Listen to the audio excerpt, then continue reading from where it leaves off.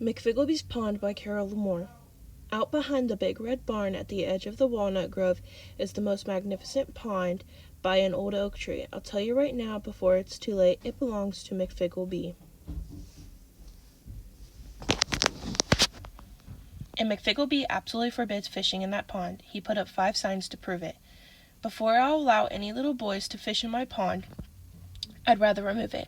Little boys make too much noise. They'd scare the fish, being shouters and laughers and slappers. They'd muddy the water and leave gum wrappers. No, I'd be a fool to let them fish in my pool.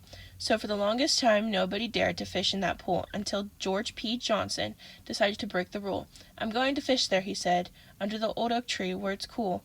I'm going to lie down with my knees in the air in the pool through my toes and doze like a catfish in the summer. Nobody will catch me. I'm a fast runner. Everyone warned him, a pool is not the sea. You cannot fish for free. It's stealing. Besides, there are all sorts of surprises in Mcfeeglebee's pond. Nobody knows what there is besides fish and old shoes and things that people lose. You'll catch something dangerous, so you'd better beware. To fish in that pond I wouldn't dare. But little George P. Johnson just wiggled his nose and pretended not to hear, as if he had molasses stuck in his ear. Of fishing he has very fond. Why should he be fearing Mr. Mcfeeglebee's pond?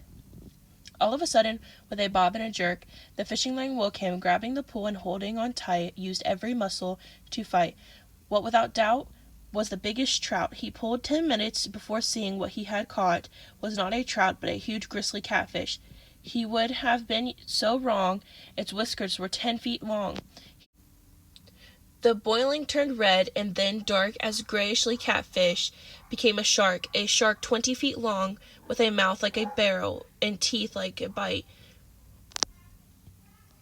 Now a whale in Mr. Mcfeeglebee's pond. That's really something, as big as 3 houses, with breathing like gills. I'd rather look hungry, which made him, George, look pale. When the questions became who is the catching who, George knew just what to do. It's silly to fish when fishing's no fun, so he dropped his pole and started to run.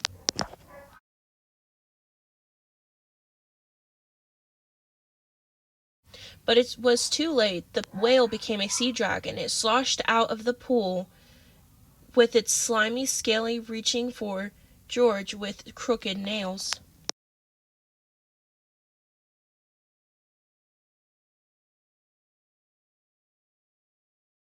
Now he wished he'd taken his friend's advice. At any price, it was better than this. Just as the dragon was about to sup little George, Johnson woke up. It was just after only the dream, though there was a fish on his line, but catching it was a cinch. It was only a goldfish, barely an inch, and after that dream it was hardly seemed worth it, so releasing the hook he threw it back where it belonged, Mcfeeglebee's pond. Now when his friends asked what had happened to him, he would say, out behind the big red barn at the edge of the walnut grove is the most magnificent pond shaded by an old oak tree. I'll remind you right now, before it's too late, it belongs to Mr. Mcfeeglebee.